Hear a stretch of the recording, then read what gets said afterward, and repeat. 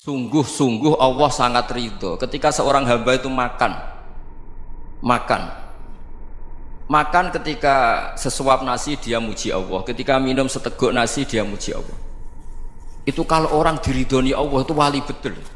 Itu untuk jadi wali itu gampang, kamu makan ridho, kamu ninjak buminya Allah ridho seneng, kamu hidup keseharian aman seneng. Nah ini supaya sampean kita semua ngaji betapa panduan Rasulullah untuk menggapai ridho Allah itu banyak yang keseharian sekali. Saking kesehariannya banyak dalam hadis dan itu sahih. Nabi menyebut hal-hal yang keseharian. Hatta ma tas'alu fi imra'atika, kamu punya uang kemudian istri kamu bisa makan, itu ibadah.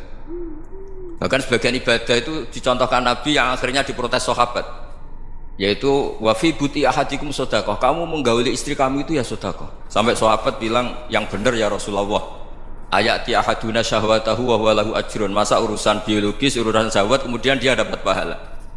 Nabi menjawab, alaysa lawadhu'aha fi haramin akana alaihi wisrun, bagaimana kalau dia meletakkan ke yang tidak benar, itu kan dosa. Nah, hal-hal seperti ini yang saya ingin teman-teman semua, saya juga agak ingin ngaji demi Anda, juga agak ingin. Itu dosa sekali ngaji kok pesanan kelompok tertentu itu nggak boleh. Islam itu untuk semua, jadi ya cuma karena di depan saya jenengan ya seakan-akan jenengan korbannya.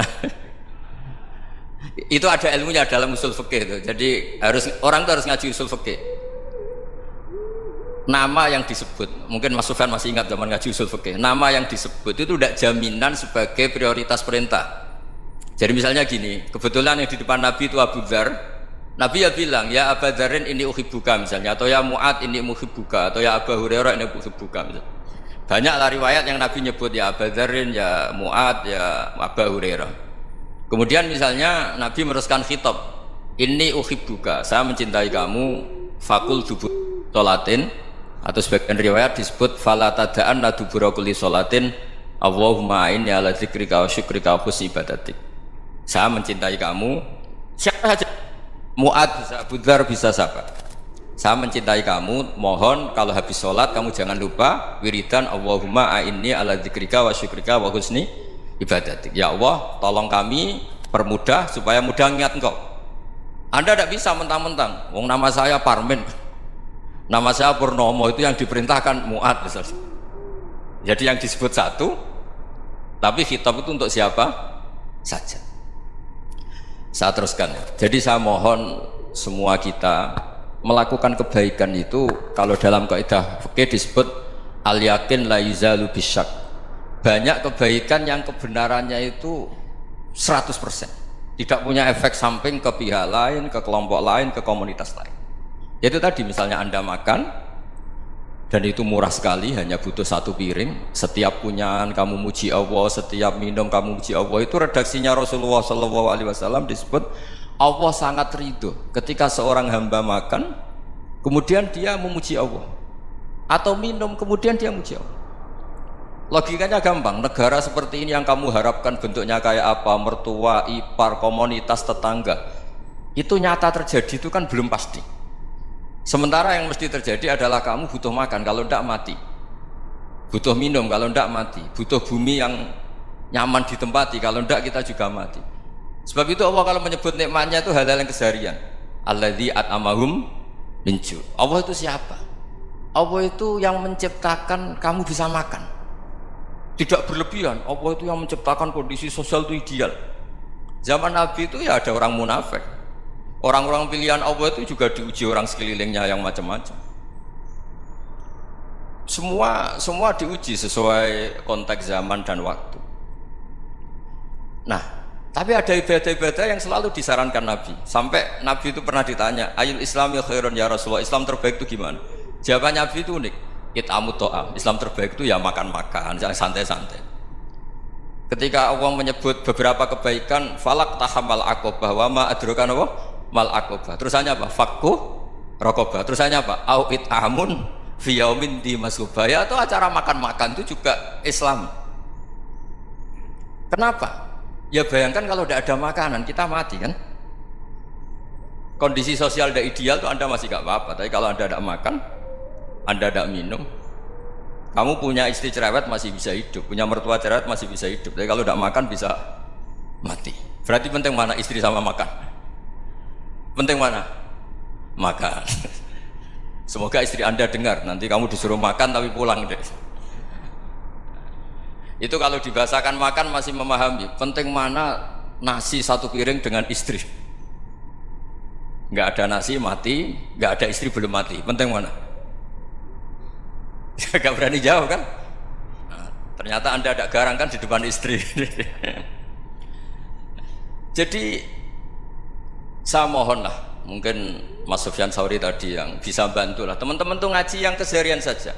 Karena kita nyari ridho Allah itu berdasar firman Allah. Dan firman Allah itu menyebut keseharian tuh riang, gampang. Yaitu tadi misalnya wa min ayatihi manamukum billaili wan nahar. Termasuk ayat-ayat Allah itu kamu tidur.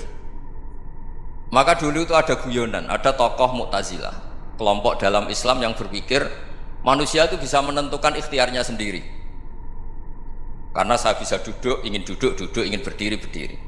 Karena kelompok ini nggak terima kalau semua kehendak Allah, nanti bagaimana kalau semua kehendak Allah kok ada hisab ya, ada sanksi. Lucunya itu dia akhirnya, ini cerita ya, mencintai seorang perempuan cantik sekali. Dan itu dia menjadi ahli sunnah itu oleh hal-hal yang sepele. Karena istrinya cantik, ya namanya suami istri itu hubungan intim. Terus ditanya, Mas masih ingin lagi? Masih. Silahkan diulang lagi. Wah ya tidak bisa.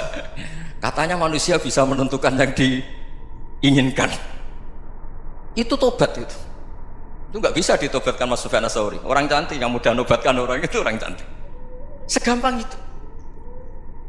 Akhirnya kita tahu, makanya kalau dalam kitab Hikam itu disebut al-aqil mayyakul madza yaf'alu wa hubi wal ghafil mayyakul madza af'al.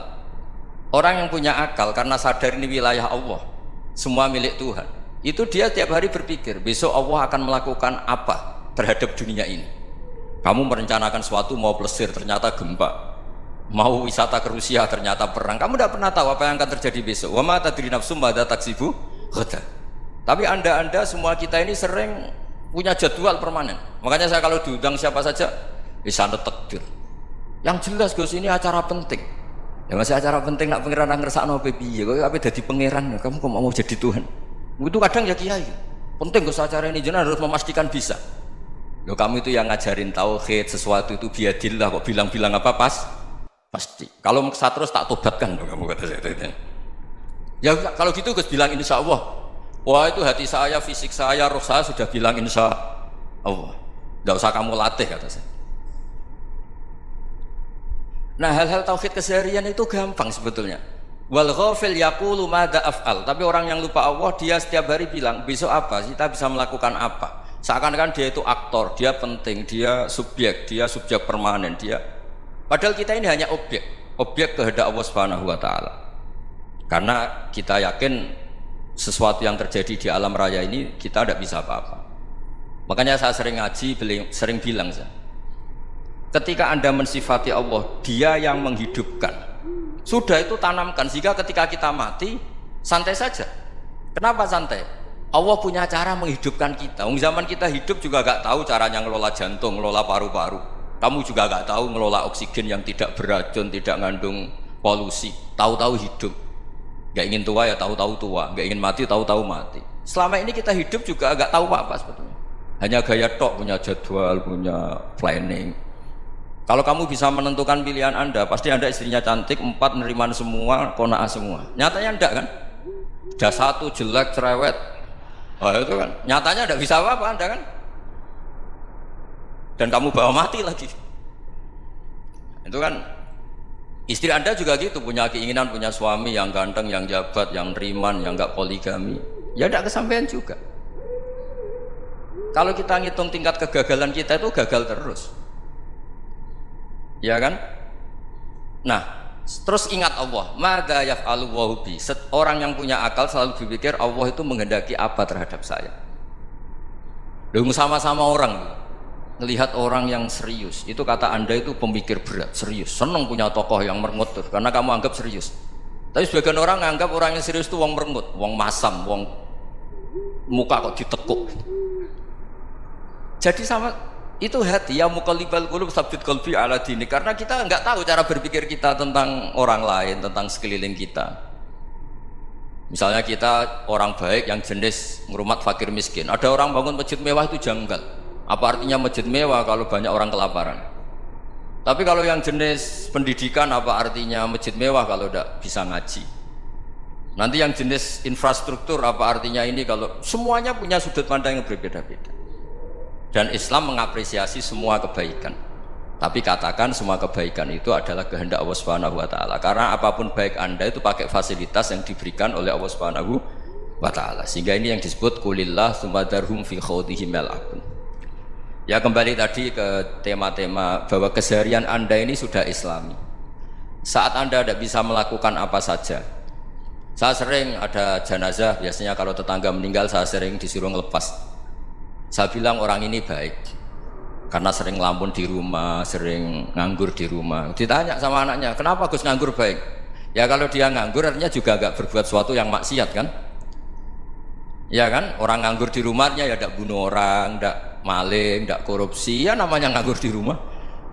Lah cuma istri cara pandang nganggur gak menghasilkan uang gitu, tapi juga gak menghasilkan kriminal kan?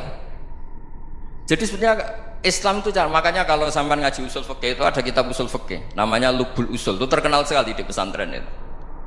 Itu kalau ngapresiasi keseharian itu luar biasa. Izma min mubahin illa wa yatahaqququ bihi tarku haram mimma. Karena keseharian yang mubah saat Anda lakukan itu ada kehebatan yang luar biasa, yaitu meninggalkan haram. Makanya dulu banyak orang-orang alim ketemu temannya itu guyon sampai semalaman. Itu biasanya yang semangat Islam itu, kiai kok tidak tahajud, kiai kok tidak witir. Orang yang sedang mapan uangnya banyak, malam itu tidak kelayaban itu sudah luar biasa. Melawan nafsu supaya tidak maksiat itu sudah luar biasa. Supaya lupa guyon sama temannya semalaman sampai subuh. Gejolak-gejolokan kenang zaman miskin, zaman kuliah nggak jelas, zaman apa. Melihatnya jangan tarkut tahajud. Seperti ini meninggalkan tahajud, tapi meninggalnya ini talkul muharramat. Jadi kayak apa hebatnya? Sehingga Imam Ghazali punya riwayat yang agak unik.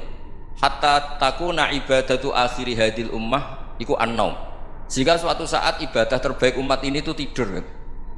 Itu kan riwayat kontroversi. Ketika Imam Ghazali tanya, kenapa iya? Kenapa kamu mulai keluar dari rumah itu sudah banyak maksiat, melihat perempuan yang enggak mahram, melihat fenomena. Tapi kalau kamu tidur itu enggak melihat apa-apa.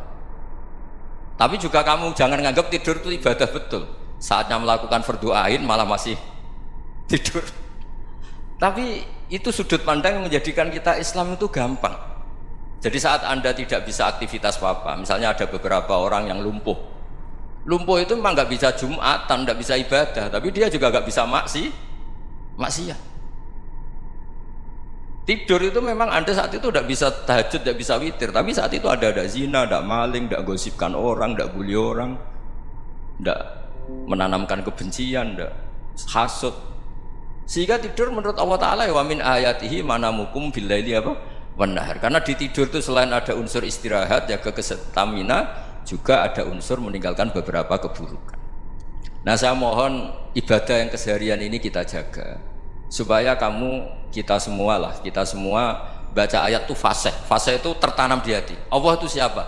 Alladzi at'amahum min ju'i wa amanahum min khauf. Dan Allah kalau cerita di Quran itu anna subabnal ma'a subba thumma syaqaqnal ardhan wa syaqqa fa'ambatna fiha habba wa inaba wa qadba wa zaituna wa nakhla wa hadaika hulba. Kamu tahu saya ini siapa, kata Allah. Saya ini adalah Tuhan yang menurunkan air, kemudian ada tanaman banyak, habba wa inaba wa qadba, ada zaitun, ada tin, kalau orang Jawa mungkin ada tela, ada padi, ada mangga, ada pisang. Sudah. Wa inaba wa zaituna wa nakhla wa hadaika hulba, ada perkebunan yang lebat. Tujuannya apa? Mata Allahkum, silahkan kamu pakai, kamu nikmati. Tapi karena kadang kita ini punya ide-ide besar. Tadi untuk syukur saja nunggu punya istri riman, rumah baik, tetangga baik, komunitas baik, semuanya baik baru syukur. Lama-lama nanti ada di surga, syukurnya nunggu surga paling kelas A. Itu sudah ada yang menghuni Rasulullah, kamu nggak boleh di situ. Masa untuk syukur saja? Repotnya Masya Allah. Jadi mohonlah Quran yang kalau Anda hafalkan juz sama itu kan ada ayat-ayat yang kayak tadi. Ya, fal yang dzuril insanu ila ta'ami. Coba lihat. Apa yang kamu makan ya? Dari mana? Dan untuk mempertahankan hidup kamu keseharian. Jadi jangan kira ibadah itu harus membentuk komunitas yang versi Anda. Ibadah itu harus yang hal yang mulu-mulu. Kesehariannya Anda alami. Loh, ini saya tidak bikin-bikin. Saya ngaji bukan karena berdasar pesanan. Itu ayat yang saya baca kan betul ada ayatnya kan. Fal yang dzuril insanu ila ta'ami anna sababnal ma'a sabba thumma shaqqaqnal ardo syaqqa fa ambasna fiha habba wa inaba wa qadba wa zaituna wa nakhla wa hadaiqa ghulba. Terusannya apa? Mata'al lakum, silakan kamu nikmati. Mata itu silakan kamu nikmati. Ya kayak sampean dikasih hidangan ya makan. Ya sudah makan, habis makan ya minum, habis itu ngantuk ya tidur. Ya sudah normal-normal saja. Kayak apa indahnya Islam?